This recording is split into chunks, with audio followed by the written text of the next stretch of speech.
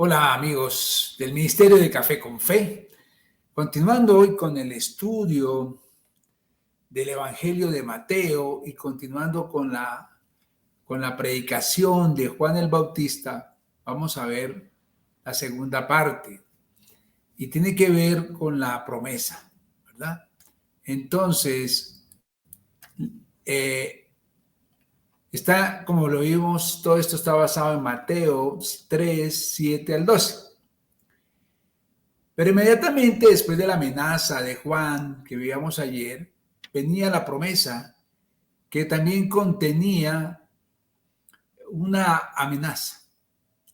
Pero como ya hemos dicho, Juan señalaba más allá de sí mismo a uno que había de venir. De momento Juan disfrutaba de una gran reputación y blandía una influencia muy poderosa. Sin embargo, dijo que no merecía ni llevarle las sandalias al que había de venir, y llevar las sandalias era una labor de un esclavo, o sea que era menos que un esclavo. La actitud total de Juan era de autoobliteración, o sea, de negarse a sí mismo, no de autoexaltación, no de proclamarse, sino de negarse. Él reconocía que su importancia consistía en que era un indicador que señalaba al que había de venir. Dijo él que había de venir los bautizaría con el Espíritu Santo y con fuego. A lo largo de la historia, hermanos, los judíos habían estado esperando el tiempo en que había de venir el Espíritu. Lo vemos en varias partes del Antiguo Testamento. Ezequiel oyó decir a Dios: os daré un corazón nuevo y pondré un espíritu nuevo dentro de vosotros. Pondré entre vosotros mi espíritu y haré que andéis en mis estatutos y guardéis mis preceptos y los pongáis por obra.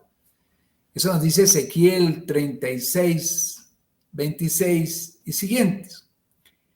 O pondré mi espíritu en vosotros y viviréis, dice Ezequiel 37, 14. No esconderé más de ellos mi rostro, porque habré derramado sobre ellos de mi espíritu, sobre la casa de Israel, dice el Señor Dios. Ezequiel 39, 29. O porque yo derramaré aguas sobre el secal, ríos sobre la tierra seca. Mi espíritu derramaré sobre tu descendencia y mi bendición sobre tus renuevos. Eso nos dice también Isaías 44:3. Después de esto derramaré mi espíritu sobre todo ser humano. También nos dice Joel 2:28. Entonces, hermanos, ¿qué es el don y la obra del Espíritu de Dios? Al tratar de contestar esta pregunta, debemos recordar que tenemos que hacerlo en términos hebreos, porque Juan era judío y hablaba a los judíos. Ya vimos que el Evangelio de Mateo es también para los judíos.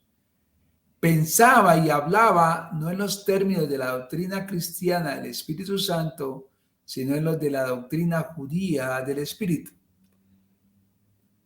¿Y en qué consistía ella? Primero, la palabra hebrea para espíritu es ruaj, y ruaj, como neuma en griego, quiere decir no solo espíritu, sino también aliento.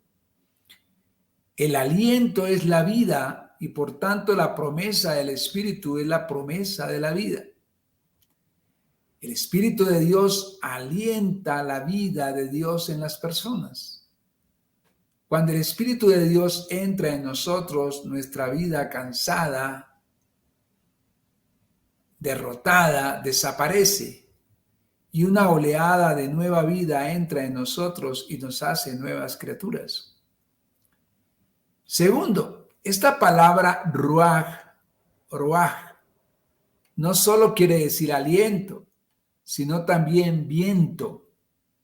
Es la palabra que designa el viento de la tempestad, el poderoso turbión que una vez oyó Elías. Viento quiere decir poder. La tempestad del viento se lleva a los navíos por delante y desarraiga los árboles. El viento tiene un poder irresistible. El Espíritu de Dios es el espíritu de poder, hermanos. Cuando el Espíritu de Dios entra en un hombre, su debilidad se reviste del poder de Dios. Es capaz de hacer lo irrealizable, de arrostrar lo imposible y de soportar lo insoportable. Se desvanece la frustración y llega la victoria. Tercero, el Espíritu de Dios se conecta con la obra de la creación.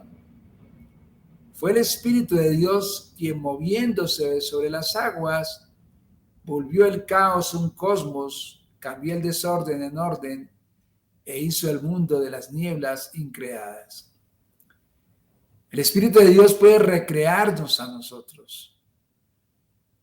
Cuando el Espíritu de Dios penetra en una persona, el desorden de la naturaleza humana se convierte en el orden de Dios.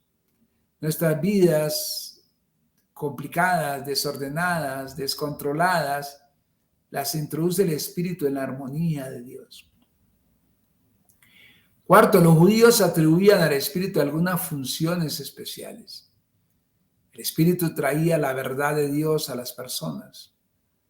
Todo nuevo descubrimiento en cualquier reino del pensamiento es un don del Espíritu.